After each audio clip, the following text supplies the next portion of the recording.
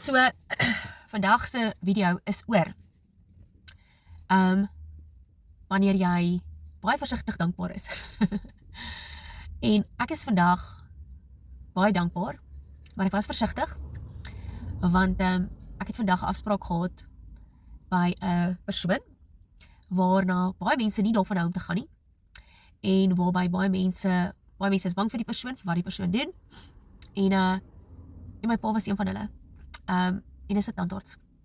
Ek het groot geword in 'n huis wat tande is belangrik. My pa het ons van kleins af geleer, jy flos 2 keer op 'n dag, jy borsel 2 keer op 'n dag tande. Hy het ons mooi gewys hoe om te flos, hoe om te borsel. Ek het nie baie sterk tande nie. En dis maar een van daai goed, dis geneties. My ma het ook nie baie sterk tande gehad nie. En ek het en omdat ons in ons hele gesin groot geword het met tande en goeders, is ons gestel op tande. So ons kyk na mense se tande. Dis net, jy weet, dis maar net wat ons doen. En ek kan onthou die een dag video call ek my sussie. En my sussie het vir my hallo gesê, en voor ek nog enigiets anders kon sê, sê my sussie vir my, "San, jou tand is gechip." Ek weet wat jy het my sê nie. En ek het my tand 'n jaar terug, dalk meer as 'n jaar terug gechip. En selfs net om bietjie te backtrack. My pa, ek was my pa se laaste pasiënt, sonder dat hy of ek het geweet het. Want hy daai Vrydagoggend het hy aan my tand gewerk, en hy het nog vir my gesê, hoorie Zanna, hierdie ander tand gaan ons binnekort moet doen, en aan aandag gaan gee, want hy gaan ook vir jou 'n probleem gee. En hy het net op daai stadium net 'n witherstelling gedoen op daai een tand, want ons sou, was dit nou donderdag of Vrydag? Donderdag, ja, Vrydag. Want ons het later daai oggend het ons my pa hospitaal toe gevat vir sy breinoperasie. En dis die persoon wat my pa was. Want hy het nog daai oggend, voor hy 'n breinoperasie gaan gekry het hy 'n pasiënt gehelp. Dit is wie my pa was. Baie innemend, baie lief vir die Here, en dat mense seksueel op hulle gemak voel. En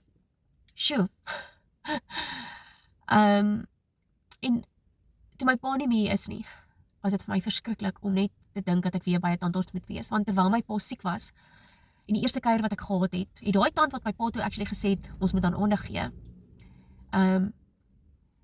so eers 'n wortelkanaal opgedoen, en toe ek later vir my pa sê wat gebeur, toe sê my pa vir my, hy kan onthou van daai tand hy gaan getrek moet word.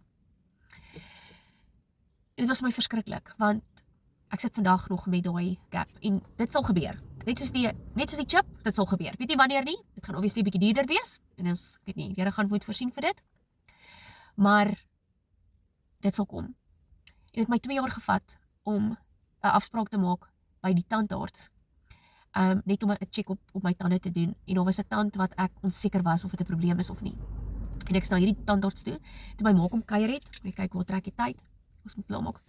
En my ma het nog saam my gaan, want dit was my groot emosionele ding gewees, en die tandarts se naam is ook Chris, soos my pa, en deurentyd het ek en my ma vir mekaar gekyk, en toe ons uitstap, toe sê ons gelyk vir mekaar, hy laat ons so baie aan my pa dink.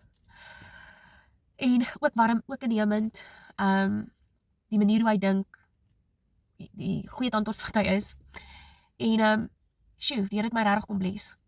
En ek sit hier vandag, en ek is regtig dankbaar, dat ek vandag die afspraak kon maak. Dit het my 'n jaar gevat om te gaan, om hierdie chip reg te maak, en hier was 'n tand gewees wat ek betyds gegaan het, want die herstelling wat my pa toe gedoen het, dit sou 'n tydelike ding gewees het ook.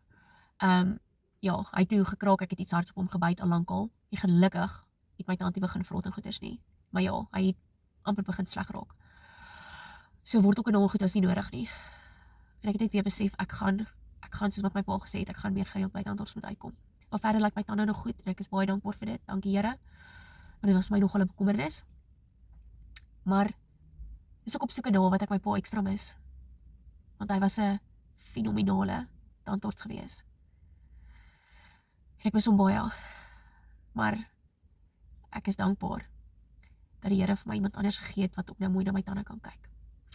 Nou ja, ek hoop as jy te bang is om na tandarts toe te gaan, of as jy slegte ervaring met 'n tandarts gehad het, ek bid dat die Here vir jou 'n goeie tandarts sal gee, sodat ons mooi na ons tande kan kyk, want ons het net een stel van hulle, een stel permanente tande, en as jy hulle eers verloor, soos hierdie enetjie, dan is dit groot stories.